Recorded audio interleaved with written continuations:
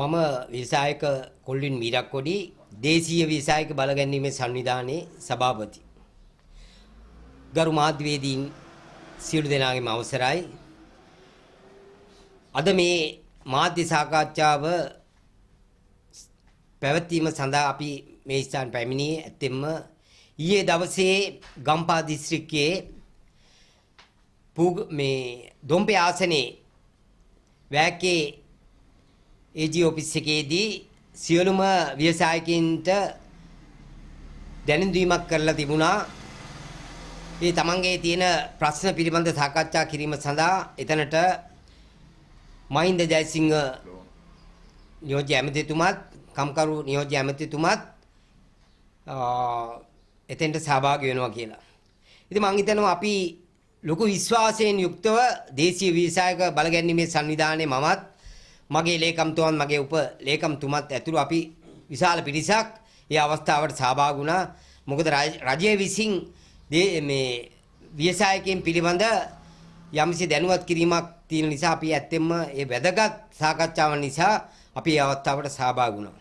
මේ අවස්ථාවේ පාර්ලිමේන්තු මන්ත්‍රී තුමෙක් මට එතුමාගේ නම හරියට මතක නැහැ. එතුමා දීර්ඝ ලෙස හැඳින්වීමක් කළා. ඒ හැඳින්වීමක් කරලා එතුමා හදිස්සියේ චම්පි ගෙහෙට්ටිආරච්චි මැතිතුමා මම හිතනවා එතුමා කතා කිරීමෙන් අනතුරුව එතුමා හදිස්සියේ වෙනත් අවශ්‍යතාවයක් සඳහා එතනින් පිට යාමට සූදානම් වෙන මොහොතේ මේ අවස්ථාවේ ඇත්තෙන්ම දේශීය ව්‍යවසායකින් බලගැන්වීමේ සංවිධානයේ සමාජිකයන් වෙනුවෙන් අපි පෙනී සිටින නිලධාරීන් වශයෙන් මම මේ අවස්ථාවේ මේ മന്ത്രിතුමාගෙන් මම ඉල්ලීමක් කළා. කරුණාකර മന്ത്രിතුමා ඔබතුමා මෙතනින් යන්න ඉස්සෙල්ලා මේ මට තියෙනවා පොඩි කරුණු කාරණා කීපයක් ඔබ හමුවේ තබන්න, ඒකටත් සමන් දීලම යන්න කියලා. ඒ අවස්ථාවේ මට ඇත්තෙන්ම අවස්ථාවක් ලැබුණා.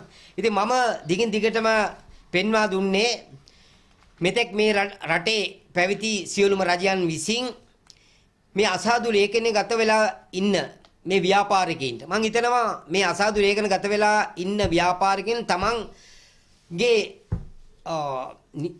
ඉඩකඩම් අපේට තියලා ලෝන් අරන් ඇරියස් වෙච්ච අයත් අසාදු ලේඛන ගත වෙලා තියෙනවා. ඒ වගේම මේ මෝටර් සයිකල් එකකට අපේකට අස්සම් කරපු සාමාන්‍ය පුද්ගලෙකුත් ඇරියස් වෙලා මේ අසාදු ලේඛනය ගත වෙලා තියෙනවා. මම හිතනවා ඇත්තෙන්ම මෙතෙක් පැවති කිසිම රජයක් මේ අසාදු ලේඛන ගත වෙලා තියෙන මේ ජනතාව වෙනුවෙන් හඬක් නැගුවේ නැහැ. ඒ අයට සාධාරණ විසඳුමක් දුන්නේ නැහැ. ඒ නිසා මම හිතනවා රනිල් වික්‍රමසිංහ මැතිතුමා මේ ලංකාවේ ඉන්න අපි ව්‍යවසායකින්ව කැඳවලා බණ්ඩාරනායක සම්මන්ත්‍රණ ශාලාවට අපිව කැඳවලා අපිට සාධාරණයක් ඉෂ්ට කරන බවට පොරොන්දු වුණා. ඇත්තම අපිත් බොහොම උජාවට ඒ අවස්ථාවට සහභාගී වුණා. අවසානයේදී අපිට ලැබුණ එකම දේ තමයි රෝල්ස් එකයි ඉකිරි පැකට් එකයි පමණයි. ඉතින් ඒ නිසා ඇත්තම අපි දැඩි ලෙස අපි කනගාටු වුණා. අපි අධෛර්යතාවයටපත් වුණා. මොකද යාපනයේ කුරුණෑගල බණ්ඩාරවැල බදුල්ල ඒ ගොඩා ඈත පිටසර ප්‍රදේශවල ඉඳලා ව්‍යවසායිකයෝ ඒ අවස්ථාවට සහභාගී වුණා. නමුත් කිසිම සාර්ථක ප්‍රචාරයක් අපිට ලැබුණේ නැහැ. ඒ නිසා මම ඇත්තෙන්ම ඒ අවස්ථාවේ මම වෙනත් දේශීය ව්‍යාපාරයක් වෙනුවෙන් මම පෙනී හිටියා. නමුත් මම කල්පනා කළා මේ කිසි කෙනෙක් ටයිකෝඩ් දාගෙන හිටියට මේ දේශීය ව්‍යවසායකයන් වෙනුවෙන් මේ පුංචි මිනිස්සු වෙනුවෙන් ඉදිරිපත් වෙන්නේ නැහැ කියලා. ඒ නිසා මම දැඩිලේ මේ පිළිබඳ විශ්ලේෂණය කළා. මම හොඳ කණ්ඩායමක් සමග දේශීය ව්‍යවසායකින් බලගැන්වීමේ සංවිධානයේ නමින් සංවිධානයක් පිටුවා. මම හිතනවා මේ සංවිධානය අද ලංකාවේ හැම තැනම ගම් තනම් තිසාරා ගිය බොහොම උජාරුවට කතා කරන සංවිධානයක් බවට අද පත් වෙලා තියෙනවා. ඒ නිසා මම හිතනවා ඊයේ දවසේ ඇතුළත මම පෙන්නලා දුන්නා මේ දේශීය ව්‍යවසායකින් බලගැන්වීමේ සංවිධානය වෙනුවෙන් මේ NPL මේකේ තියෙනවා NPL සමාජිකින් සඳහා විශේෂ නිවේදනයයි කියලා. ඉතින් ඇත්ත වශයෙන්ම මේ රෙගුලේටර් යටතේ මේකේ තියෙනවා මේ කර්මාන්තකරුවන් යම් කිසි විදියකින් ඒගොල්ලෝ ව්‍යාපාර කටයුතු අසාර්ථකභාවයටපත් වෙලා කරගන්න දෙයක් නැතුණාම මේ ප්‍රාග්ධනීය ප්‍රශ්නයක් වුණාම මේ කර්මාන්ත අමාත්‍යාංශය මුදල් අමාත්‍යාංශය එකතු වෙලා මේ NPL කට්ටියට එහෙම නැත්නම් මේ අසාදු ලේඛන ගත වෙලා ඉන්න ව්‍යාපාරිකයින්ට ණය මුදල් ලබා දීම සඳහා ආසියාතික බැංකුවකින් ලැබිච්ච බිලියන් 25ක් මේ වෙන විට ඒගොල්ලා ඒ අවශ්‍ය බැංකු වලට ලබා දීලා තියෙනවා කියලා අපිට අත් වශයෙන්ම අපිට ඒක මේ ලැබුණා ඒ පණිවිඩය. ඉතින් අපි ඒ ගැන සොයා බලන විට මේ වන විට ඒ මුදලින් 42කට ණය මුදල් ලබා දීලා තියෙනවා. ඇත්තෙම අපි දන්නේ මේ 42 ඇත්තෙම සාධාරණ ව්‍යාපාරිකයින්ද එහෙම නැත්නම් මේක මේ දේශපාලන පක්ෂයකට නතු වෙච්ච යම්සි ගෝලබාලීන්ට දුන්න ණය මුදල්ද කියන එක අපිට ඇත්ත වශයෙන්ම මේක නිශ්චිත වශයෙන් කියන්න බෑ. ඒ නිසා මම මේක දිගින් දිගටම ඊයේ ඒ පාර්ලිමේන්තු මන්ත්‍රීතුමා ඉදිරියේ මම ප්‍රකාශ කළා මම අවුරුදු 4ක් තිස්සේ 2024 ඉඳලාම කර්මාන්ත අමාත්‍යාංශයත් මුදල් අමාත්‍යාංශයත් නිර්දේශ කරපු මේ තියෙන මගේ ළඟ 5 මිලියන් ලක්ෂ 50 අසාදු ලේනකතන වෙලා සිටින සමාජිකයෙකුට ලබා දෙන්න කියන මේ ණය අයදුම්පත මේක මේ ලිපිය කර්මාන්ත ලේකම්තුමා අත්සන් කරලා තියෙනවා. මේක ඇත්තෙන්ම මේක අරන් මම මේ හංවැල්ලේ ලංකා බැංකුවට ගියාම ඇත්තෙන්ම ලංකා බැංකුවේ කළමනාකරුතුමිය මට කිව්වා මහත්තයෝ මේ කොලයක් අරගෙන ආපු පළියෙන් මම කොහොමද ඔබතුමාට ණය මුදලක් දෙන්නේ? මේක මහ බැංකුවේ චක්‍රලේඛන වලට අනුව අපි මේක පවත්වාගෙන යන්නේ. මට විතරක් මේ ණය මුදල දෙන්න තීරණය කරන්න බෑ. මේකේ ඇත්ත වශයෙන්ම මේ දීලා තියෙන ලිපියේ මේකේ ලියලා තියෙනවා ඊයත ණය මුදල ලබා දීම බැංකුවේ නීති රීති රෙගුලාසි වලට යටත්ව සිදුවන බව වැඩිදුරටත් දන්වා සිටිමි.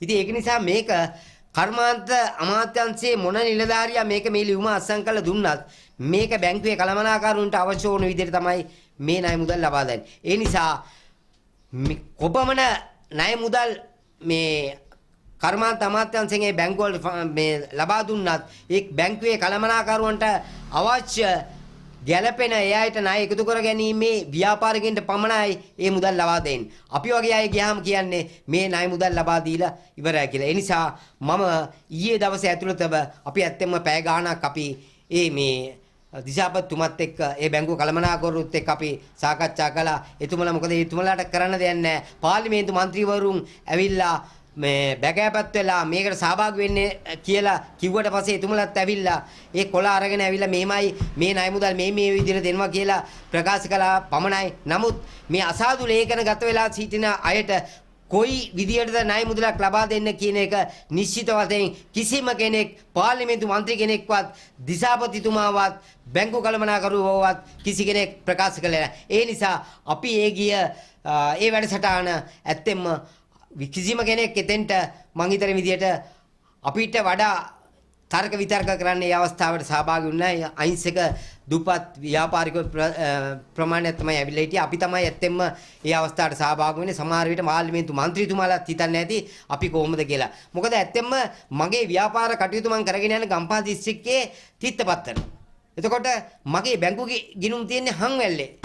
එතකොට මම ඉන්නේ කඩුවෙල හෝමාගම අතර තමයි මම පදිංචි වෙලා. ඒ නිසා ඒක ප්‍රශ්නයක් නෑ. මොකද මේ පෞගිය රජවල දේශපාලඥයෝ මාතලේ ඉඳලා මේ අරක්කු තැබෑරුම් දාගෙන මේ ගංගායිනේ දිගටම හිටියා. ඉතින් එතුමලත් මේව කරනවා. ඉතින් අපිට ව්‍යාපාරයක් කරන්න බැයිද මේ විදියට? ඉතින් ඒ නිසා මම කියනවා මේවා ඇවිල්ලා පුදු ඇත්තෙම නොදෙන පැත්තට තමයි මේක ගන්න. ඒ නිසා මම කියනවා රජයට මම කියනවා ගරු අනුර කුමාර දිසානායක ජනාධිපතිතුමා ඇතුළු සියලුම සමස්ත දේශපාලන ව්‍යුහයට මම කරුණාකර කියනවා තව දුරටත් මිනිස්සු ව්‍යාපාරිකව රවටන්න එපා. මිනිස්සු මෝඩ නෑ. මිනිස්සුන්ට ලබා දෙනවයි කියන දේවල් අවංකව ලබා දෙන්න අපිත් ඔබතුමාලා කෙරෙහි විශේෂ අවධානයෙන් ඔබ වගකීමෙන් විශ්වාසයෙන් අපි වැඩ කළා. ඒ නිසා අපිත් එකාතකින් බලාගෙන යනකොට අපිත් මේ වරද්දා ගත්තද කියන තැන අපි ඉන්නවා. ඒ නිසා මම හිතනවා මේ අවස්ථාව ලබා දීම පිළිබඳ සියලු මාධ්‍යවේදීන්ට අපි නිහතමානීව ගරු කරනවා. බොහොම ස්තුතියි.